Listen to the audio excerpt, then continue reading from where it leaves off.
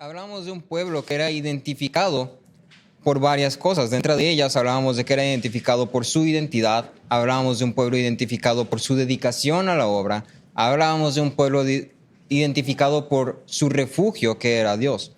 Hablábamos de un pueblo identificado por su guía, que era conforme a la palabra de Dios.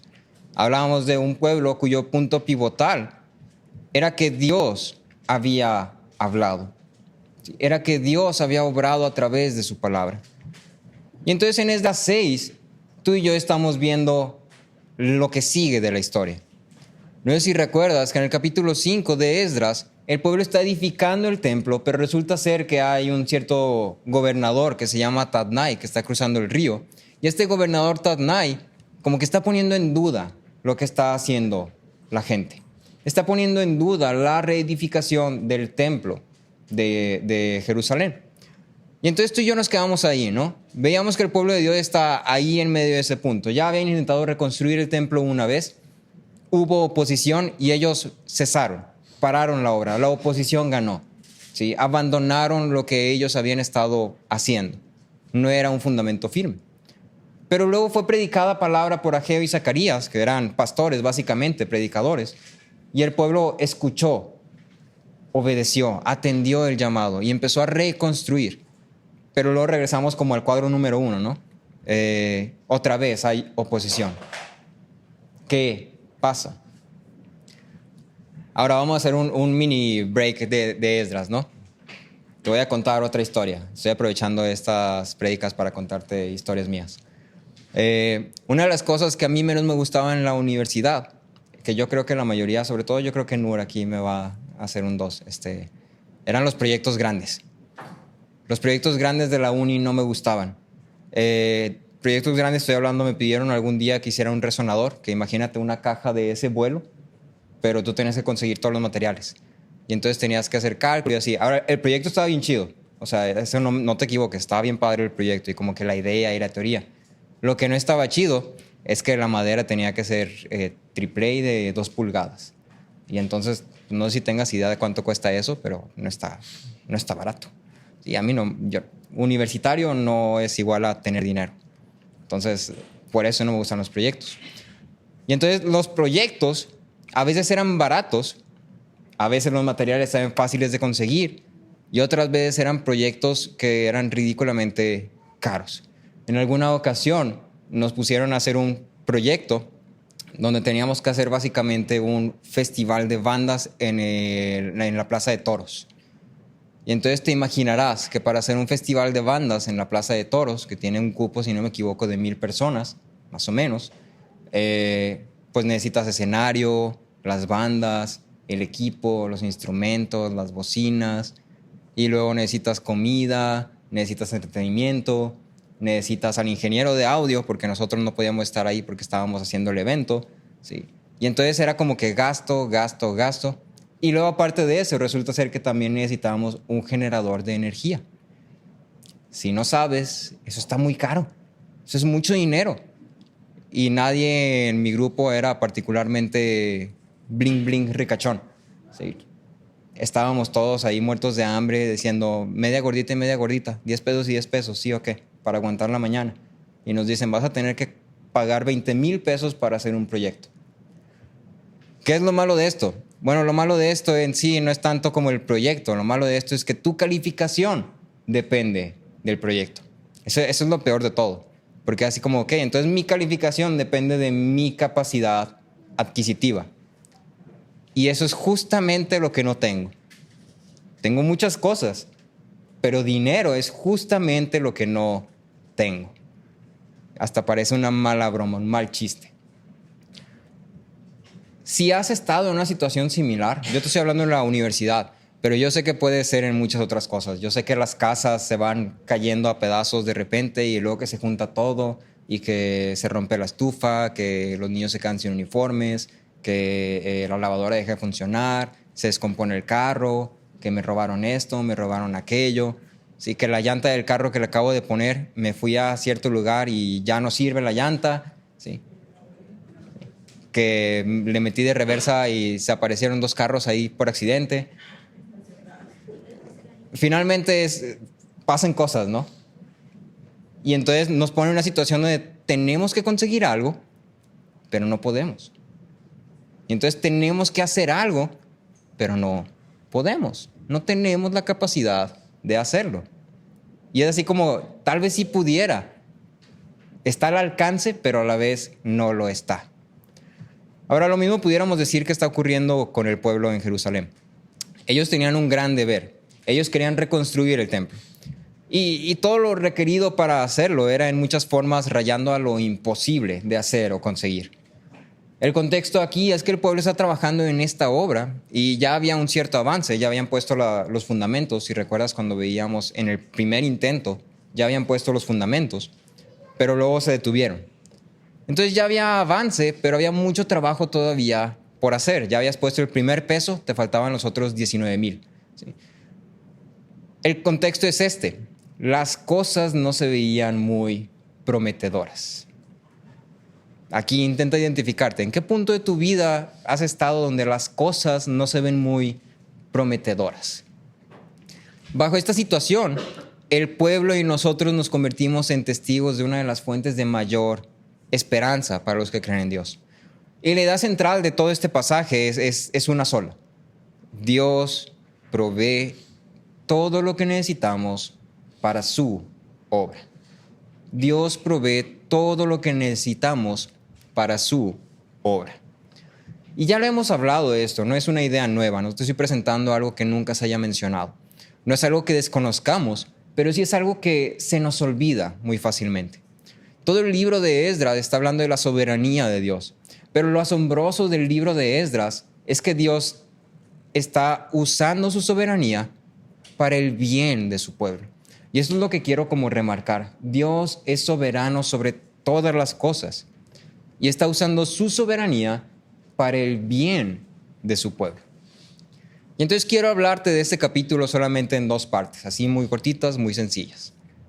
Necesidad y provisión y propósito. Necesidad y provisión y propósito. Esas son las dos partes. Ahora, el templo estaba siendo reconstruido. Terminamos el capítulo 5 viendo cómo el pueblo había respondido a la palabra de Dios. Habían sido confrontados, se habían levantado y habían comenzado a obrar en la reconstrucción del templo. Pero esto no ocurre sin sus propias dificultades y amenazas.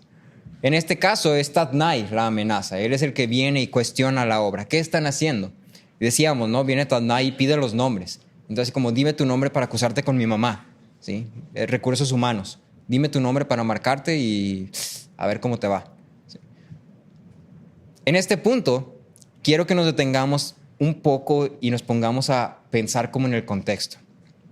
El pueblo tenía el llamado a reconstruir el templo. Ahí estamos de acuerdo, ¿no? El llamado para el pueblo era reconstruye la casa de Dios.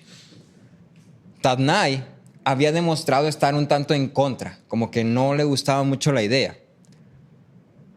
Y luego había mandado una carta al rey Darío avisando, reportando básicamente lo que estaba ocurriendo. Entonces básicamente el pueblo ahora estaba a la merced de una simple carta que iba a ir y venir y dependiendo de lo que esa carta dijera, la obra iba a ser destrozada o completada. Todo dependía de un simple y vil papel. ¿En algún punto de tu vida te has sentido así? Donde todo depende de algo tan diminuto que raya en lo ridículo. Yo te aseguro que sí, de alguna forma u otra. Ahora, para ese tiempo, tú y yo deberíamos reconocer lo siguiente. No existe WhatsApp. Aquí, cuando ellos están viviendo, no existe mensajería rápida.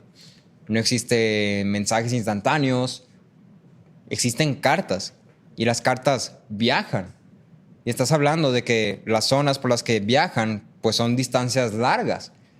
Eso quiere decir que cuando ellos fueron confrontados por Tadnai, y Tadnai escribió la carta y la mandó, hubo un periodo de tiempo durante el cual ellos no sabían absolutamente nada de lo que les esperaba en el futuro. No tenían ni la menor idea de qué iba a pasar en el futuro. Malas noticias, terribles noticias, buenas noticias, a lo mejor van a posponerlo, o quién sabe, Tal vez lo peor que pudo haber pasado es que no pasara nada. Y nada, estaban ahí como con ese miedo constante. Este sentimiento que tú y yo podemos identificarnos con el pueblo así fácilmente se llama incertidumbre. ¿Qué nos espera en el futuro? ¿Qué va a ser de mí en el futuro? ¿Qué va a pasar conmigo? Esto es incertidumbre. No sé qué es lo que va a pasar. Pero entonces aquí tú y yo vemos lo siguiente. El pueblo no sabía qué iba a pasar. Y no tenían forma de saberlo, porque no podían leer el futuro ni podían hacer que una carta llegara más rápido. Pero si nos regresamos al versículo 5 del capítulo anterior, tú puedes leer: el ojo de su Dios velaba sobre los ancianos de los judíos, y no les detuvieron la obra hasta que un informe llegara a Darío y volviera una respuesta escrita tocante al asunto. Dos ideas que quiero destacar de esto. Lo primero, tomando del capítulo anterior, el ojo de su Dios velaba sobre ellos, es decir, Dios estaba viéndolos y cuidando de ellos. No estaban a la merced de un papel, estaban a la merced de su Dios, y su Dios es un Dios muy bondadoso. Y lo segundo, que quisiera así como hacer más énfasis en para este sermón en particular. El pueblo, por su incertidumbre de qué iba a pasar, ¿qué hizo?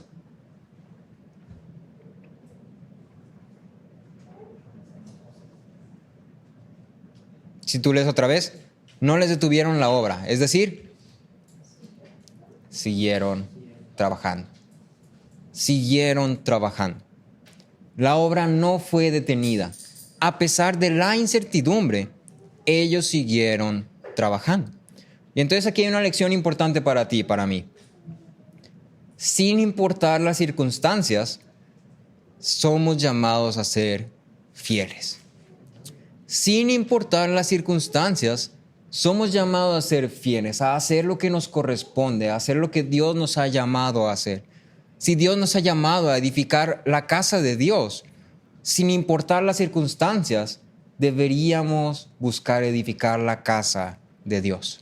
¿Sí? En esta situación tan pésima, tan terrible, hace un gran contraste de la provisión de Dios. Porque la situación se veía terrible y sin embargo, lo que tú y yo vemos es que Dios provee todas las cosas necesarias para tu obra. Y entonces quiero enfocarme en lo que el pueblo necesitaba y lo que Dios proveyó para su pueblo. Entonces, primero, podemos ver que la obra está bajo la amenaza de cesar, ¿no? Durante el reinado de Ciro, el pueblo tuvo la oportunidad perfecta, con el apoyo del mismo rey, para poder construir el templo. Pero ahora no podían decir lo mismo. Es como se me fue la oportunidad, ¿no? Tuve la oportunidad de lograrlo todo antes. O sea, antes mi vida estaba excelente. Antes pude haber hecho todo lo que no puedo hacer ahorita. Se me escapó de las manos. Y entonces pensamos así como, ya se me fue. ¿Sí? Ya, ahí quedó. Pero luego vemos que ya no pueden decir lo mismo. No tenían ninguna certeza de que iban a encontrar el mismo favor, de que iban a estar en la misma posición ventajosa que estaban antes. Pero luego llega la carta y resulta ser que esta carta sobrepasa las expectativas del pueblo de una forma inconmensurable, ¿sí? De una forma también ridícula, porque yo creo que el pueblo, si tú y yo fuéramos el pueblo y pasa eso, tú y yo estaríamos esperando que llegue la carta de cesa la obra. ¿Sí? Entonces como no, pues vamos a trabajarle hasta que llegue la carta, ¿no? A ver si lo acabamos antes de que llegue. Y resulta ser que esta carta llega y no dice cesa la obra. De hecho dice termina la obra. El rey afirma haber buscado en los archivos reales y haber encontrado un memorándum confirmando que había sido ordenada la reconstrucción de este templo por el rey Ciro. Entonces aquí, primero, ¿no? Llámalo buena organización, llámalo suerte o llámalo como prefieras. Un memorándum, o sea, un papelito. ¿Te acuerdas que habíamos visto que habían escrito una carta al rey Ciro que había dicho que se reanudara la construcción del templo y que fueran todos los utensilios? Eso fue años atrás. Años y años y años atrás. Y resulta ser que casualmente, cuando llega el reporte de que están haciendo esto, ahí está el papelito. Y entonces ya empezamos a ver como, ok, esto no se ve tan terrible como lo pensaba.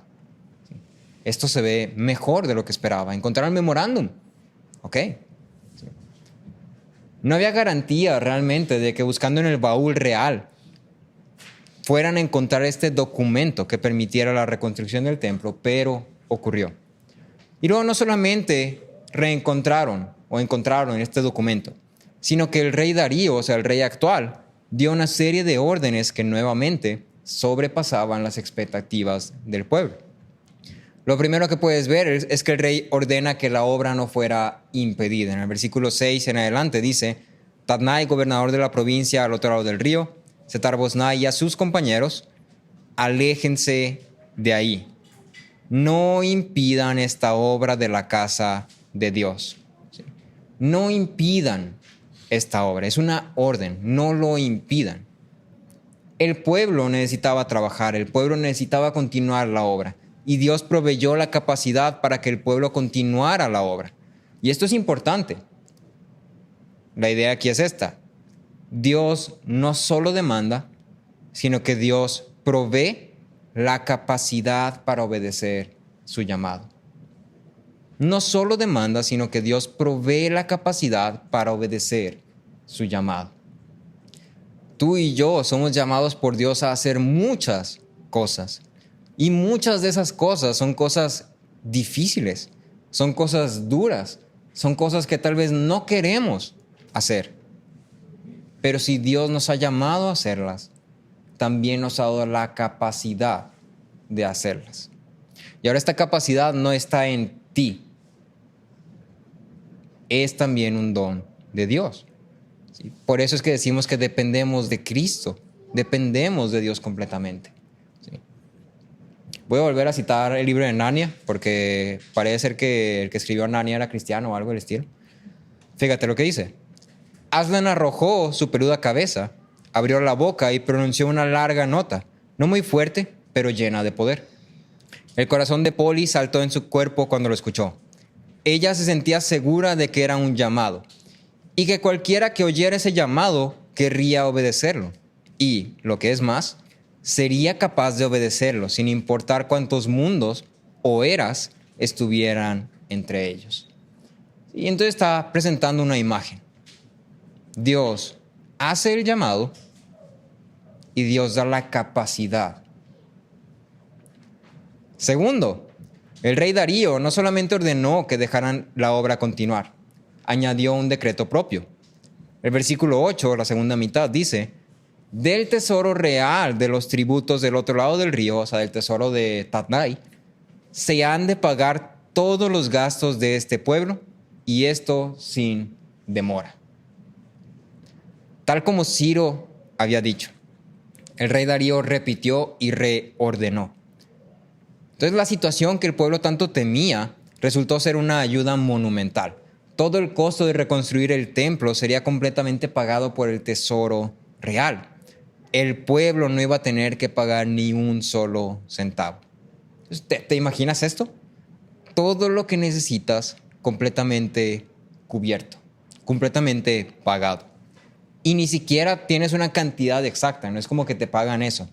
Porque aquí te pregunto, ¿van a pagar el tesoro real? ¿Sí? Del tesoro del reinado persa. ¿Tú crees que se iba a acabar el tesoro real simplemente haciendo un templo? Yo dudo. ¿Sí? Era un tesoro real. ¿Sí?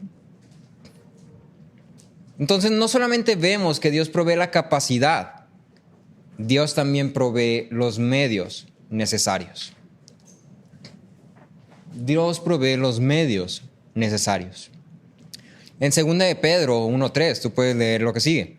Su divino poder nos ha concedido, nos ha provisto todo cuanto concierne a la vida y a la piedad. Todo cuanto concierne a la vida y a la piedad. Es decir, Dios ha provisto todos los medios necesarios que concienen la vida y la piedad. ¿Sí? Tercero, el rey provee lo necesario para holocaustos a Dios.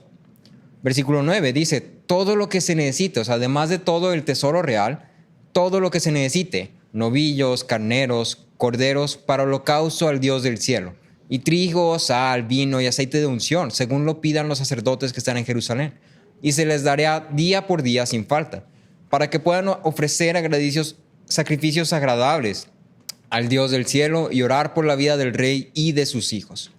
Y entonces aquí entramos en un territorio más importante. No nada más era una cuestión de construir y terminar la obra. El templo tenía un uso y el rey y el pueblo sabían este uso.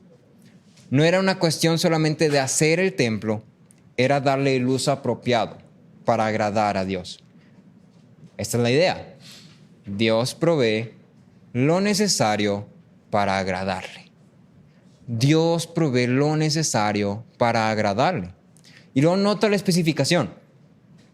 Se les dará día por día sin falta, para ofrecer sacrificios que agraden al Señor, que agraden al Dios del cielo. Por último, el rey provee una garantía, y eso es bastante interesante. El rey provee una garantía para la continuación de la obra, versículo 11.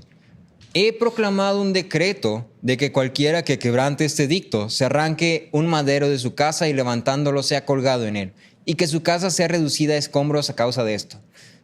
Una pausa aquí. ¿Qué tanto crees tú del 1 al 10 que el rey quería que terminaran este templo?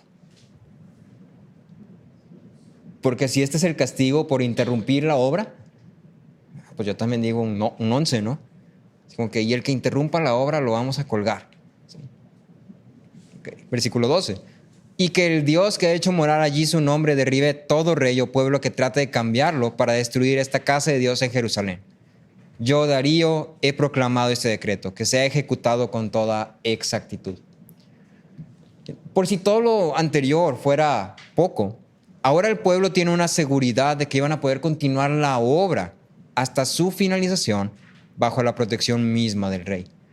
No había nada ni nadie que iba a poder interrumpir esta obra. Era una garantía de que la obra iba a ser finalizada. Dios provee la garantía de que vamos a terminar la obra. Dios provee la garantía de una obra terminada. En Filipenses 1:6, un versículo que ya conoces, dice, estoy convencido precisamente de esto, que el que comenzó en ustedes la buena obra, la perfeccionará hasta el día de Cristo Jesús. ¿Qué más necesitaba el pueblo? Todas las cosas necesarias para terminar esta obra habían sido entregadas en sus manos. No por sus méritos, no por haber obtenido algo ellos, no por sus relaciones, no por sus contactos, no por haber hecho algo bien ellos. Si te das cuenta, obtuvieron todas estas cosas. ¿Por qué? ¿Por qué obtuvieron todas estas cosas? ¿Qué hizo el pueblo para obtener esto? Nada. No hicieron nada. Sí, suertudotes. Eso es lo que son, unos suertudotes. Bueno, más o menos. Lo que pasa es que el Dios del cielo y de la tierra estaba con ellos. Sí. No es por méritos que obtienen estas cosas. No es por méritos que obtenemos estas cosas. Y luego fíjate el versículo 14, declara el resultado. Los ancianos de los judíos tuvieron éxito en la edificación, según la profecía del profeta Ageo y Zacarías, hijo de Ido. Terminaron de edificar conforme al mandato de Dios de Israel y al decreto de Ciro, de Darío y de Artajerjes, rey de Persia. Si nos regresamos al capítulo 4 y hacemos una comparación, entonces el capítulo 4, versículo 24, dice, entonces cesó la obra en la casa de Dios que estaba en Jerusalén. Ahí termina el capítulo 4. Resultado. Y luego venimos al capítulo 6, versículo 14. Entonces tuvieron éxito y terminaron la obra. Entonces, ¿notas el resultado tan diferente? ¿Cuál fue la diferencia? ¿Cuál es la diferencia entre el primer intento y el segundo intento? Lo clave está al final del versículo 14. Terminaron de edificar conforme al mandato del Dios de Israel. La gran diferencia era que era Dios el que estaba obrando. La gran diferencia es que no era el pueblo en sus fuerzas. La gran diferencia es que no era Ciro, no era Darío, ni otro rey. La gran diferencia es que esta era una obra de Dios. Dios había predicado a través de Ageo y de Zacarías, había dicho, el templo va a ser reconstruido. Fue porque Dios lo había ordenado que el templo fue reconstruido. Fue porque Dios ordenó y porque Dios dio todo lo necesario para cumplir lo que ordenó. No se trata de voluntad de reyes ni de voluntad del pueblo. Nunca se trató de eso. En ningún punto ves tú que el pueblo dice, y entonces el pueblo le echó muchísimas ganas y le cayeron bien a Tadnai y a sus compas y entonces ya por eso les dieron un chorro de dinerito y los materiales necesarios para terminar la obra. No. Sí. Ambos puntos en la historia, este primer intento y este segundo, eran bastante similares. La oposición en sí también era bastante similar. El pueblo era casi el mismo. Los reyes eran casi los mismos. La gran diferencia era la dependencia y confianza de Dios en este siguiente intento. El pueblo había sido confrontado por la palabra y había respondido a la palabra. Y entonces el pueblo sabía que esta era una obra que dependía de Dios completa y totalmente. Ahora, este modelo de obrar que te cuento no es único para la historia en Esdras. Esta es la forma en la que Dios ha obrado desde siempre. Es la forma en la que Dios obra en nosotros. En Filipenses 2, versículos 12 al 13, leemos que dice, así que, amados míos, tal como siempre han obedecido, no solo en mi presencia, sino ahora mucho más en mi ausencia, ocúpense en su salvación con temor y temblor. Ocúpense, pongan a trabajar. Edifica el templo. Porque Dios es quien obra en ustedes tanto el querer como el hacer para su buena intención. En la obra de santificación, la obra de Cristo edificando a su iglesia, tú y yo estamos en la misma posición que el pueblo construyendo el templo. Luchamos, batallamos, encontramos oposición, cedemos, somos confrontados por la palabra, nos levantamos, edificamos. Y todo esto no es por nuestras fuerzas, no está en nuestra capacidad. Es porque, como lo dice la Biblia, como lo dice Pablo, es según la potencia de su gloria. ¿Sí? Según la potencia de su gloria. Eso es lo que nos capacita. Porque Dios provee todo lo que necesitamos para cumplir su obra. Entonces, llegamos al final, ¿no? El templo es terminado. Después de años, el templo otra vez estaba ahí. Estaba funcionando, estaba construido, estaba completo. ¿Qué sigue? Respuesta corta, vive. Vive.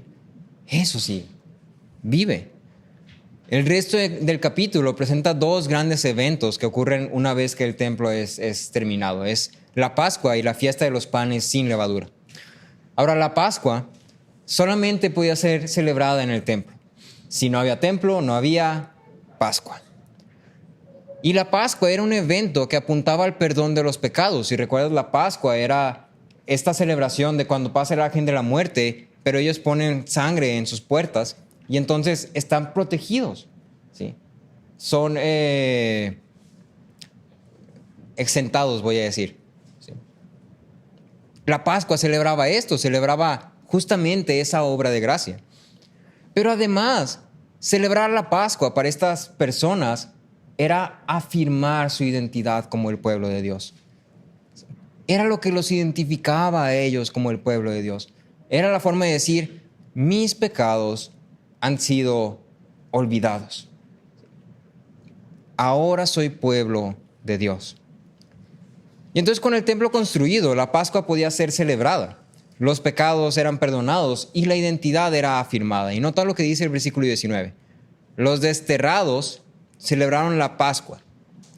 Puesto que los sacerdotes y los levitas se habían purificado juntos, todos estaban purificados, mataron al Cordero de la Pascua para todos los desterrados, tanto para sus hermanos los sacerdotes como para sí mismos.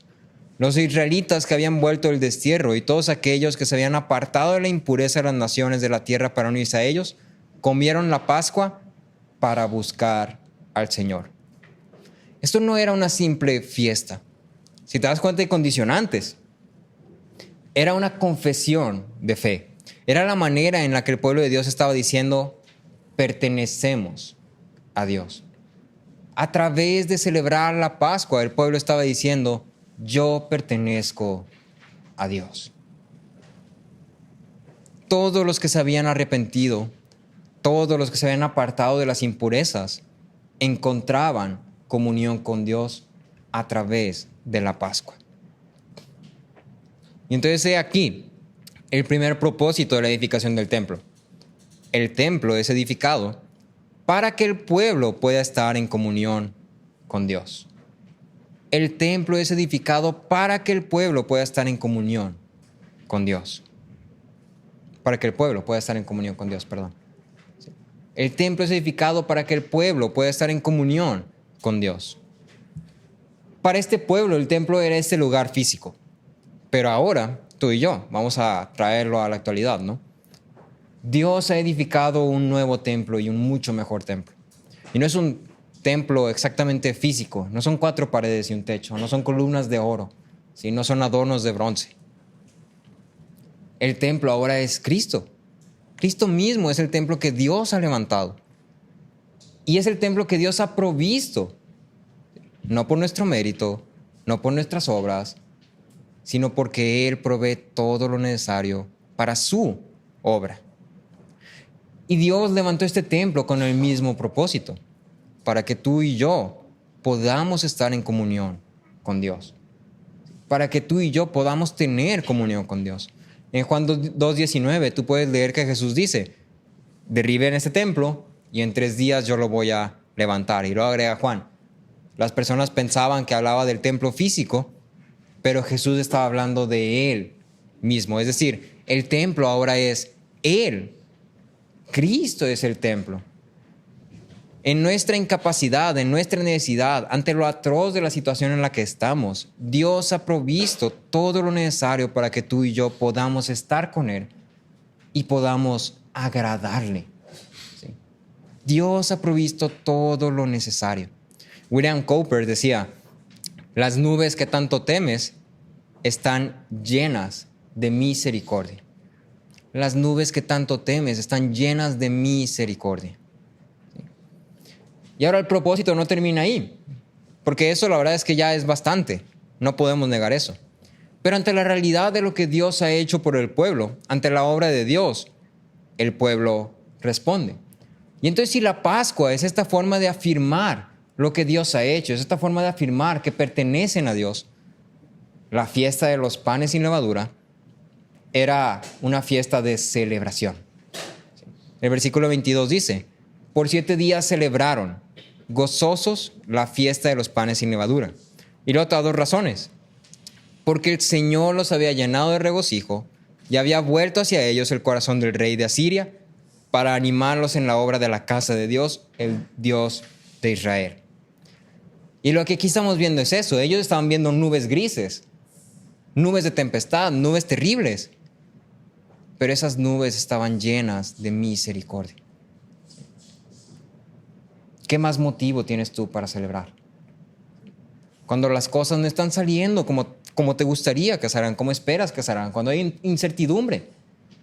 Y ves el panorama y también todo se ve como nubes grises, nubes terribles. Esto va a estar atroz.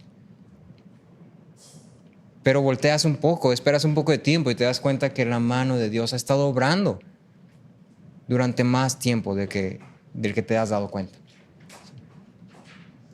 El segundo propósito por el que Dios edifica el templo es un propósito bastante personal, para nuestro gozo.